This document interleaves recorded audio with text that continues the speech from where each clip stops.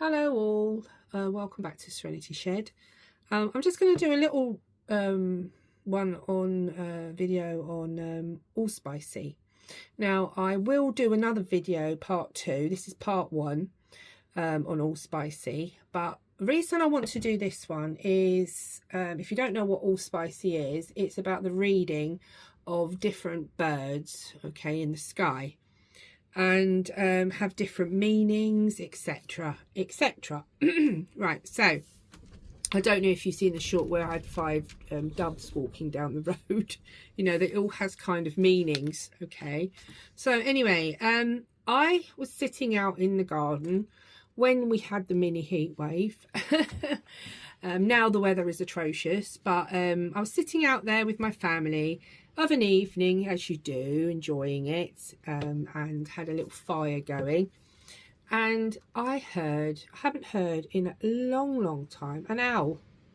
I heard it hooting, and in the distance, and not once did I hear it. I heard it quite a bit actually that evening. So I'm just going to tell you about an owl. Okay, now usually owls are like wise animals, you know, that sort of thing. Anyway, I'll tell you a little bit. So hearing an owl without seeing it is like a voice drifting through the night's air. A voice in the dark. In folklore, a heard but unseen owl was often treated differently from a visible one. People sometimes saw it as a message not yet fully understood, intuition trying to get attention, and a reminder to listen rather than act immediately. Now, old superstitions vary wildly. Some traditions feared owl cries, and others treated them as protective, watchers of the night. Modern symbolic readings tend to lean more towards awareness, hidden knowledge, and paying attention to subtle things around you or within yourself. So folklore often distinguished between seeing an owl, which meant revelation, wisdom and observation, as to hearing an owl, which was a warning, intuition or a call to awareness. So paying attention, something unnoticed matters. So sort of prophetic interpretations that people sort of use today. So modern spiritual interpretations usually frame owls' encounters as heightened intuition, hidden truths, transformation, protection during uncertainty, or seeing through deception, and also trust instincts instead of surface appearances. So I heard the owl about 6 to 7 times that evening. So that to me means a change approaching. Say news travelling, which actually I will be travelling, or something hidden would soon become clearer. So something did happen that was hidden, that recently has actually become clearer on one subject, but I'm not going to go into that. But yeah, so that was quite interesting actually. So owls in Wales are usually sort of the barn owl, and that's my favourite owl. They're so beautiful. A pale heart-faced owl, often seen over farmland, making eerie screeches rather than hoots. Often associated in folklore with spirits because they can appear almost glowing white at night. We also have the tawny owl. It's common in woods, parks and rural areas, famous for its tawitawoo.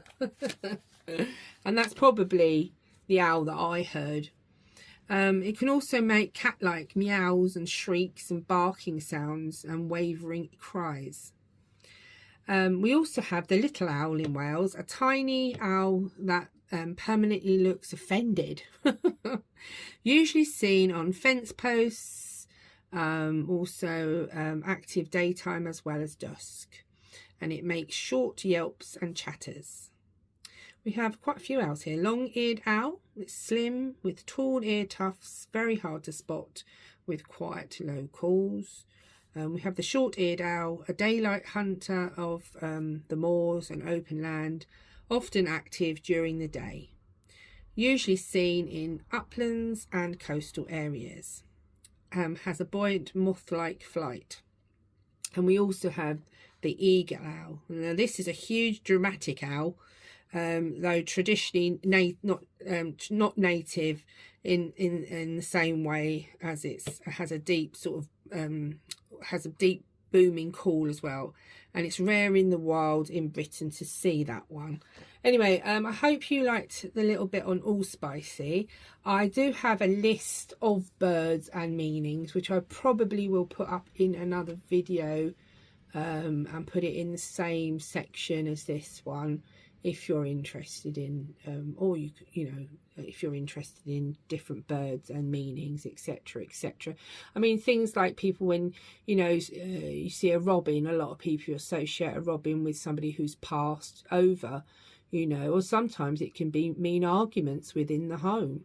You know, like I say, white birds symbolise more good things, black birds symbolise more not so good things, etc, etc. So anyway, that will be for another video when I get round to it, but I just wanted to do this on Auspicy. I hope I'm pronouncing that right.